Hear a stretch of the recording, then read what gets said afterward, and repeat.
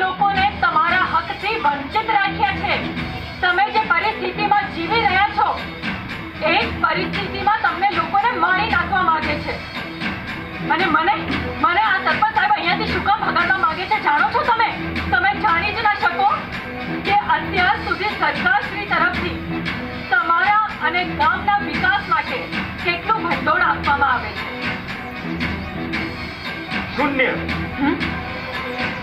શૂન્ય ભંડોળ મળ્યું છે આ ગામના વિકાસ માટે.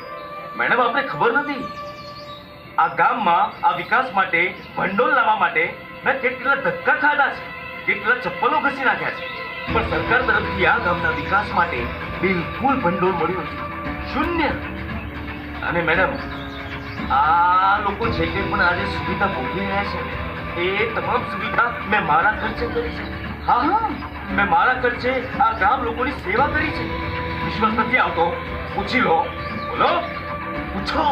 ઓહો, તમે તો બહુ મહાન છો સરપંચ સાહેબ. તમે તો આ ગામ વાળાઓ માટે કેટલું બધું કરી રહ્યા છો. તો ચાલો પંચાયત ઓફિસે આપણે ચર્ચા કરીએ કે તમે કઈ કઈ મદદ કરી છે. પ્લીઝ ચાલો.